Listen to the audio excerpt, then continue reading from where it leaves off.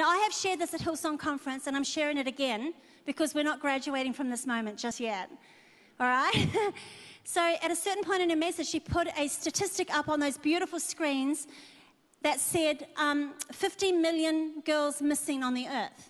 So it's a raw statistic about female genocide and just the complexities and the abuses against womanhood and girls. And there's a statistic that says there are 50 million girls missing on the earth today. So I'm sitting up there, Lisa's preaching here in her like fringe boots. This stat goes up on the screen. And of course, it's in between the beautiful psych images that we've got here, which were beautiful, lush, gorgeous roses and just gorgeous. It was just very pretty and beautiful. And as I sat there looking at this, it was such a contrast of reality. It was such a contrast. It was like, here was this beautiful environment. Here we were in this amazing atmosphere of hope and truth and life and love. These beautiful, beautiful images on the screen, and yet this raw, harsh reality statistic. And it was in that moment up there that yet again, God spoke to my heart and showed me yet again what the church is going to look like in these latter days. The church, you know, this contrast in a world that is dark and compressing and full of so much sorrow and madness and craziness. And yet the church, his church, like those beautiful images and this beautiful staging is going to be this beautiful, adorable, rich, vibrant, succulent, flourishing thing. And in that moment, God spoke to me. And he said, at the very end, when you get up at the end to send the girls on their way, I want you to tell them something. I want you to tell the women to go home and flourish. I don't know if any of you remember that. I got up here and I said, I feel like the Lord is saying, go home and flourish.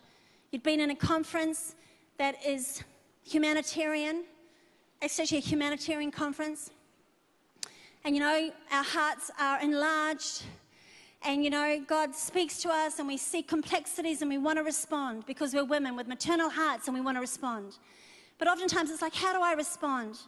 And, you know, God said, tell a woman to simply go home and flourish. And that's what I did. I got up here and I said that to you. I said, go home and flourish, girls. Go home, go flourish in your heart, in your personhood, in your identity.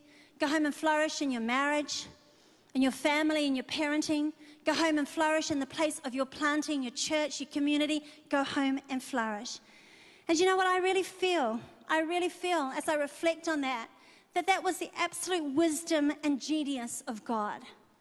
It was the genius and the wisdom of God, honestly. Because like I just said, this conference is a humanitarian conference. This is a conference that, you know, believes in the potential. We champion the potential within women to make a difference. We are a conference, a gathering that, you know, we showcase examples of how to do it. We make it simple.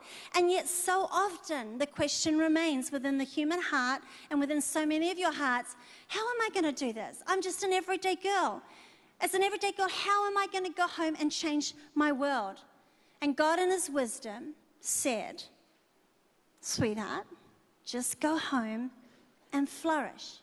Go home and flourish. I will figure the rest.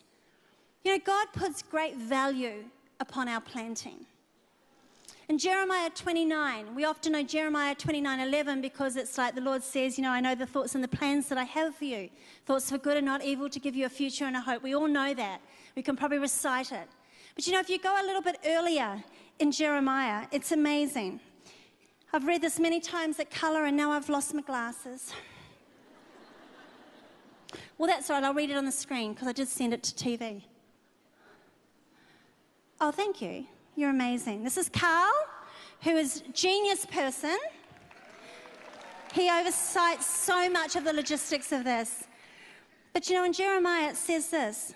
In context, it says, build yourselves houses and dwell in them. Plant gardens, eat the fruit of them. Take wives and have sons and daughters. Take wives for your sons and give your daughters in marriage, that they may bear sons and daughters and multiply there, and do not be diminished. This was God talking to his people in context of where they had landed. They had landed in captivity, but he was saying, it's cool, I've planted you there. And you know what? God is for us, having our lives and everything like that. And then he goes on and he says, but you know what?